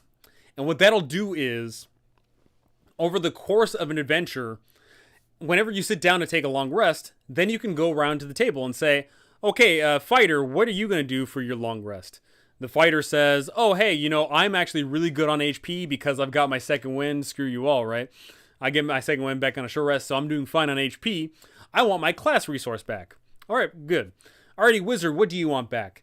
The wizard says, oh, I've been hit a few times, but I don't really care about that right now. I need to get my spell slots back, so I'm gonna get my class resources back. And then et cetera, right? You can go around the table, and it'll be a unique experience that everyone. Oh, another one is the barbarian. The barbarian says, oh, I want to get rid of my exhaustion. Boom. Yeah, I think having that would be a ton of fun because then you'd have a fun variety. You could definitely see the wear and tear of resources over time. You obviously have to change how often encounters occur depending on your campaign, but I think that could be a fun attrition way of having or handling long rest. Background guild artist. Yeah, for sure. I remember Matt Koval putting it like that before. I assume for the railroading. Yeah. So railroading does not need to be a negative connotation. I think people just make it a negative connotation purely because people want to feel like they're contributing and they have that autonomy. But realistically, a lot of time, there plenty of awesome, amazing adventures are spawned from the DMs just giving them a little nudge. Gojira, another famous YouTuber here. Gojira Gaming. Where's Frontier Part 2? Ascent into Avernus. Want to play some Bowtag games later? Where's Frontier 2? So Frontier 2 is going to be an old school Essentials game, and that will be dealing with a mega dungeon. That I do have planned in the works. I've got pretty much all the resources in place. All I need to do is actually just start running the thing. But I'm going to hold off until probably another month or so before I actually start running that. Ascent into Avernus. So I definitely want to run that for you because your characters are going to have the fun, Galabron's soul trapped in hell thing. So I definitely want to get the old gang back together for one hell of a time. And then want to play some Bowtag games later? I'm totally down for some Bowtag games later, for sure. Von Pepper, in your module series, do you just simplify the adventure to make it easier for DMs, or do you fix certain things about the adventure, such as plot holes, rebalancing encounters, etc.? Yeah, I cover. So, what I'm aiming for with my module series is I'm a Cliff Notes version of the adventure. I basically describe to you what's going on at the location. I describe to you what's going on in particular rooms. I basically tell you, okay, here's the situation. And then for sure, I always dive into, okay, here is, this fight. This fight is BS. And here's why. Here's what I would do. Or I say, hey, this is awesome, but here's maybe some other things you can do. So yeah, if you're definitely looking into, if you haven't checked out all my series before, yeah, I do just that. There is, I like to, just talk about rebalancing the encounters, or I like to talk about, changing up the scenario. I dive into a lot of that. Paul, in my experience, players don't like nerfing Raw, so I bet this long rest thing won't go over well with most. So that is the thing, right? So when it comes to your tabletop role-playing game, what typically we see is players thumb through the book, they eventually understand the rules, and what ends up happening is a lot of people do not like things being taken away from the thing that they know. Right? A lot of people like seeing that, a lot of people like seeing and knowing what they have in store. And a lot of people are typically scared, right? The people typically don't like change. What I strongly recommend you do is you tell them, hey, I am going to run an awesome campaign for you. I'm going to run a badass game for you. You have to trust me. As I trust you with being awesome players, you have to trust me with being an awesome game master. And for that, I'm going to trust you guys to run and play in this game awesomely. And I trust that you're willing to try out these new set of rules. So if you explain to them they should hopefully be on board, right? They should be trusting in that you are going to present an awesome game to them. And if you truly believe that changing up the long rest rules, whether that be, what I just mentioned or what was just mentioned there, changing that up, if that is going to make the storytelling better, if that's going to make the overall arcing adventure better, if that's going to make the overall tone and feel of the game better, then it will have been worth it. Here's, it does suck for when players are unwilling to bend, but one thing to do is one thing I strongly recommend is try it out. Not necessarily for a full-blown campaign, but maybe you could try it out for a one-shot. Resting is a little bit, tougher to do in a one-shot, but what I would say is hey, we can try this out for a little bit. If you like it, awesome. If you don't like it, we can either tweak it or we can get rid of it. But if you're willing to try it out, do not go in with the mindset of, oh, I hate it. No, you have to go in with the mindset that, hey, DM's presenting something awesome. Let's try it out. That is my recommendation there. Because I think a lot of the modules as written have a lot of issues. If you fix, say, Tomb of Annihilation like Lunch Break Heroes fix COS, I could see that being very popular. So my Curse of Straw, my Tomb of Annihilation series is popping off for some dumb reason. The very first episode in my Tomb of Annihilation series, I rolled that off the tongue so weird. My Tomb of Annihilation series is at like 7K views now. That's like my highest viewed thing. Crazy. I need water. I will say, my Tomb of Annihilation series, sadly, I did not do as much of that, right? I didn't do as much of the looking at a location and, telling you exactly what to do. I did do a decent amount of it though. I did say, hey, you're in this area and you got to make sure to watch out for this. I got better over time over the course of that series. Specifically, like the very first, I will say for my TOA series, my Port 9 Zara video, I really just barely touched some things. And then I did the whole thing about the jungles. And yeah, I started picking up some things. But over the course of that whole series, I just got better and better at it. Until the very end, I talked about the grand finale. And there's a lot of things to talk about. And I dove headfirst into it. I talked about a lot of it. So if you're interested in TOA... unfortunately, the audio quality sucks, and unfortunately, I leave a lot of ums in there, and I think some lip smacking. I'm going to go back to it someday, but it's getting good traction, is all I got to say.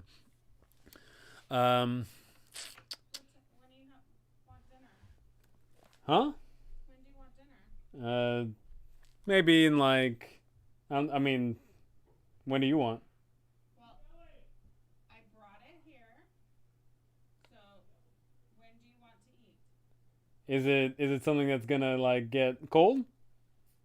Don't worry about it. Play your game. All right. Sorry about that.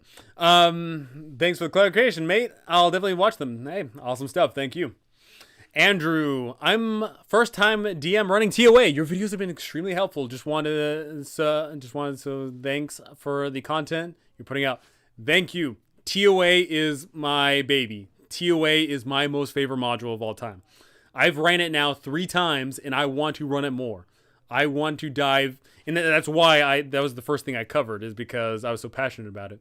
Unfortunately, my YouTube, I wasn't good, but I'm definitely going to go back to it. I'm going to redo the whole series with a better mic and better editing and doing it with, the lunch break heroes, kind of effort and all that. For sure. TOA is awesome. Players do take well to temporary rules, nerfs, such as if they were trying to long rest in some horrid landscape with barely breathable air. Then they can't get a full benefits of long rest. Yeah, that's the thing, right? Is temporary debuffs are perfectly fine because they, it adds flavor, right? So if you say, okay, you're in the dungeon and if you take a short rest, you only get half of your hit dice, and then that's unique. It's fun. It's exciting. It's dangerous. It's definitely one of those things. It's very telling of what's going on, and it's definitely a fun thing you can introduce. So temporary things are usually a lot easier to sell, but permanent things are definitely harder to sell, I imagine. Okay, do you have any non-Wizard of the Coast book recommendations? Because I just picked up The Monsters Know What They're Doing, and I think it's much better than the DMG. Let's get one thing straight, fair viewers. The DMG is a book that has text in it. That's it. The DMG is not a great Dungeon Master guide, unfortunately. So, other supplements like the Monsters Know What They're Doing is incredible because guess what? It tells you how to run monsters. Unfortunately, I mentioned this early in the stream, but not everyone was there. There's been an art lost to running monsters. Not all monsters run up and swing sword, right? Not all monsters, as soon as there is eye contact, are going to rush in and, you're going to fight in a boring 25 by 25 square area, right?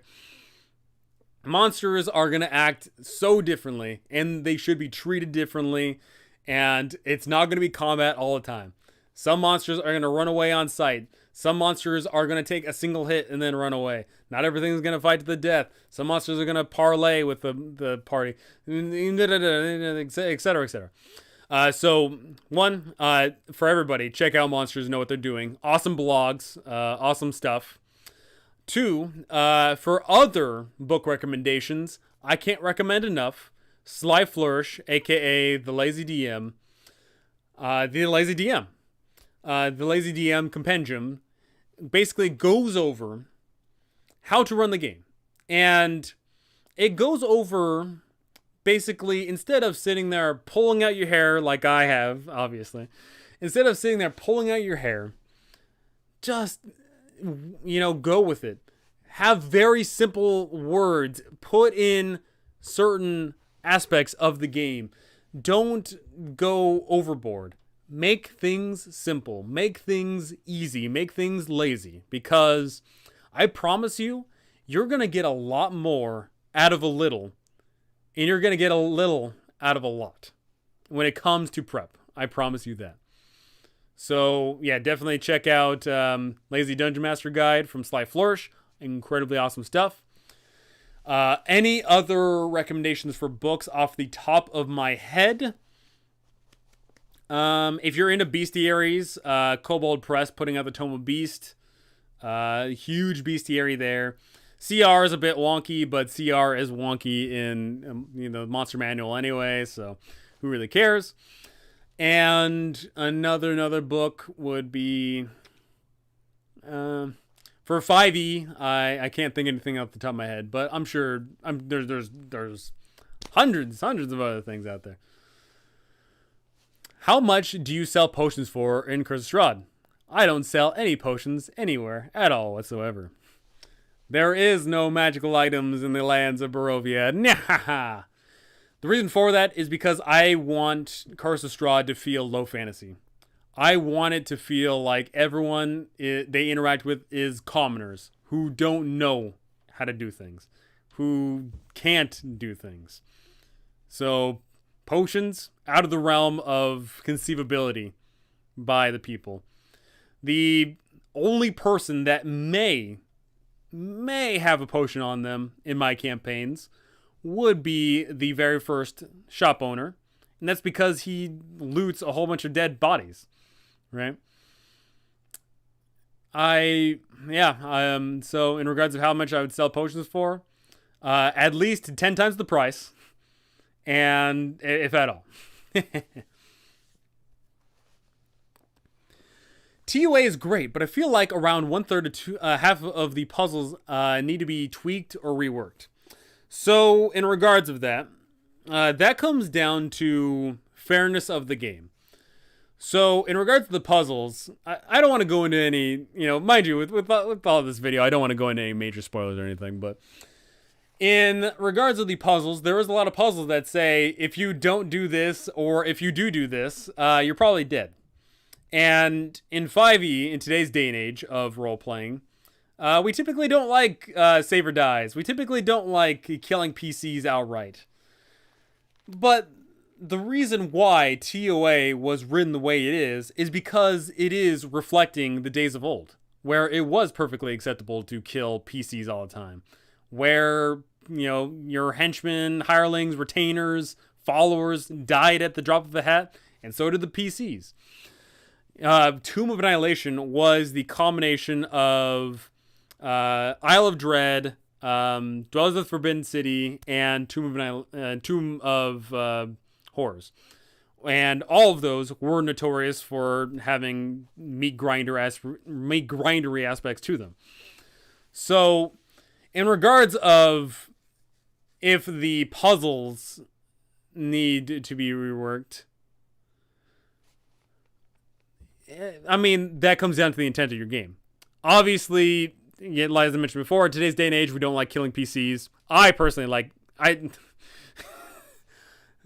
don't like killing PCs, but I am willing to kill PCs because I know that if I kill a PC, or at least I threaten to kill PCs, that is going to get them to truly care about their PCs. Versus, I know that if you run a game where you're guaranteed to never die, then people are going to be, more loose and crazy.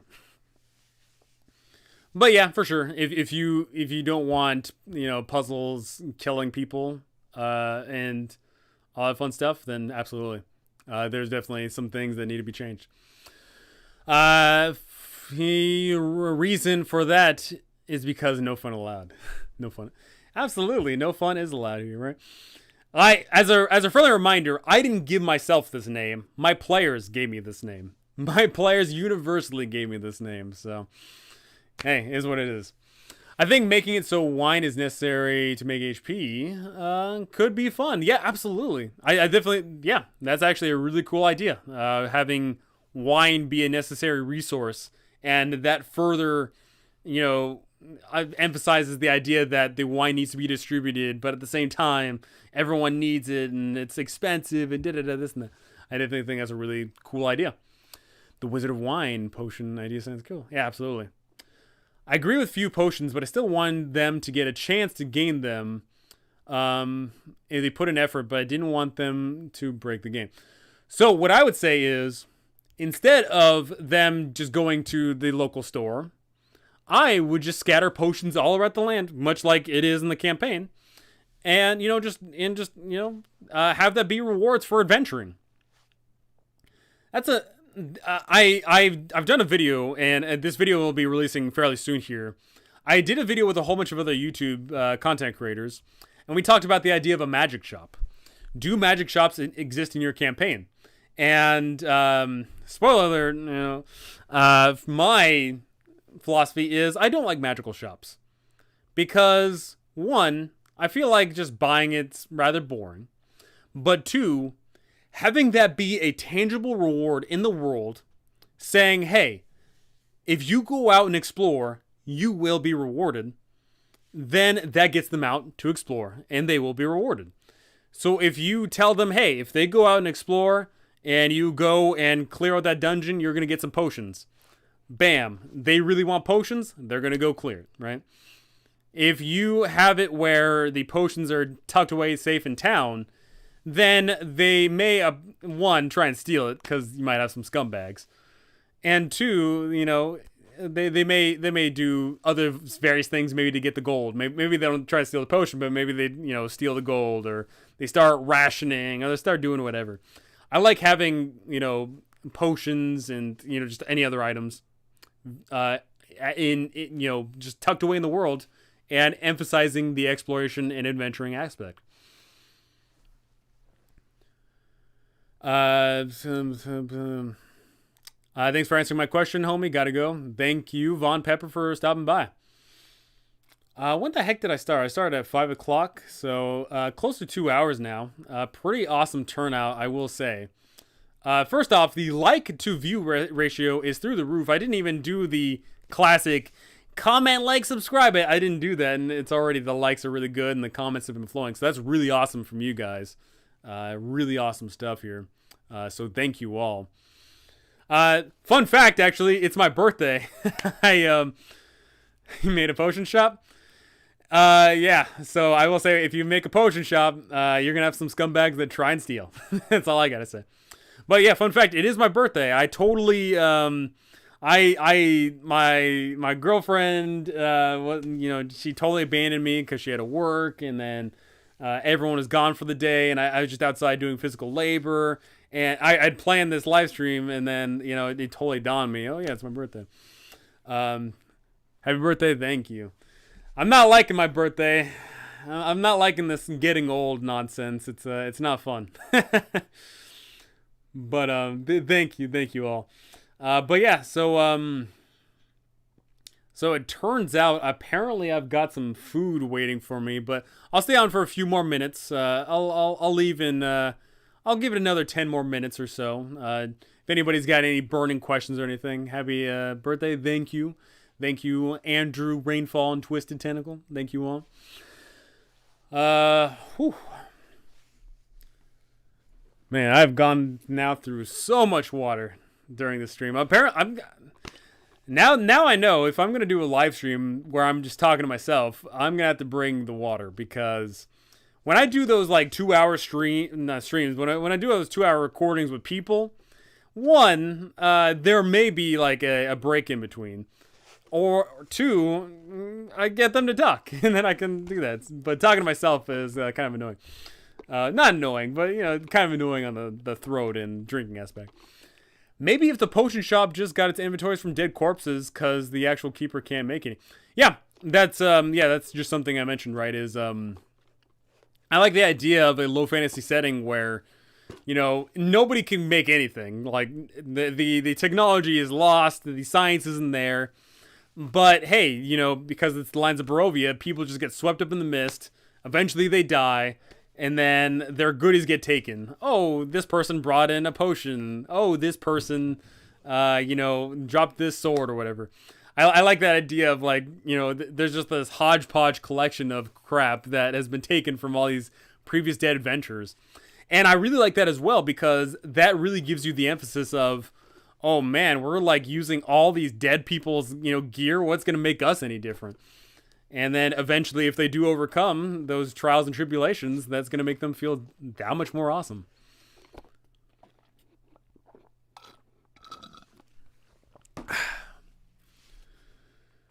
Whew.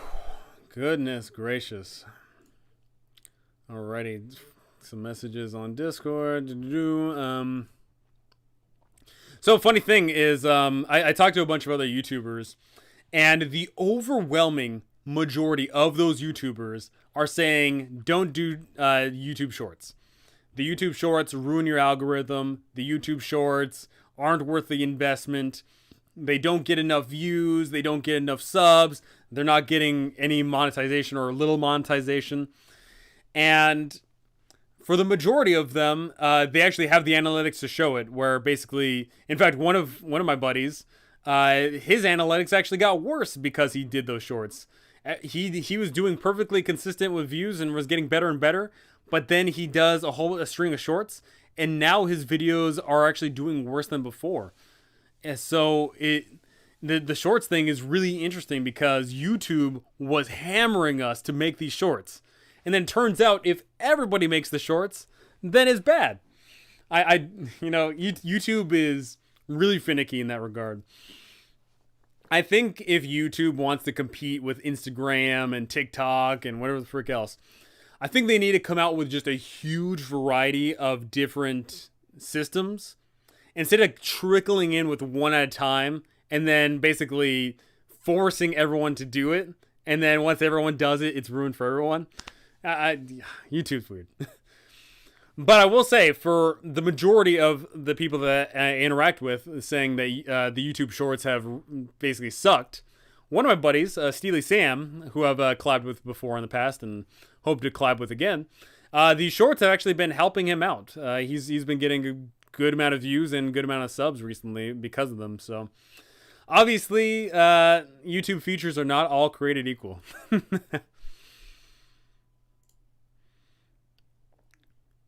And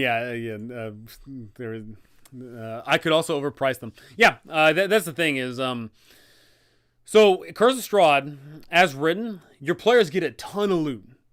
In regards to gold. Like, basically, it's like, oh, you find, like, a whole bunch of platinum pieces, and, oh, you go here, and there's, like, 700 gold worth of items. It's like, dang! And the reason for that is because every item in the land is supposed to be charged at 5 times the cost. At least. And not only that, but also there's the argument to be had of, yeah, you can buy things, but one, they're overpriced, and two, how much is there really you can buy?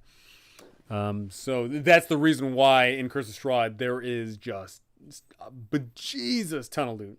Crazy amounts of loot.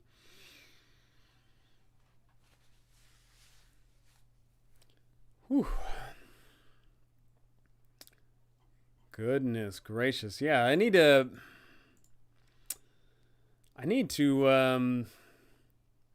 I think I may try and do streaming just a little bit more often. Maybe not too frequently, but maybe often-ish. Maybe I'll talk about various topics, or maybe I'll get some guest stars on or something. Maybe I'll start doing that. It's been pretty good to me so far as of right this second. Pretty awesome views and likes and all that fun jazz. But one thing I will have to work on is I need to do something fancy with the stream there. I need to figure out to put cool art. Actually, you know what? I think I can change the art. Hold on a second. What if I were to do... Aha! I can change the background art. Fancy. Aha. Aha. Nope, that's nothing. Okay. I can change up the art. You know what? I'm wondering if I can put like that on a timer as it like changes over time, or I can like section it out over time. I think I could do that for sure.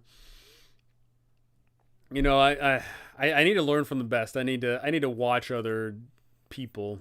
That's something I severely lack on. Is I don't watch enough other content creators' content.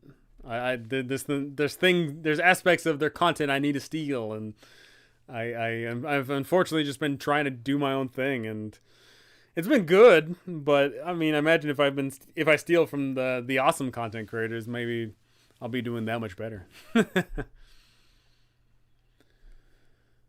Okay.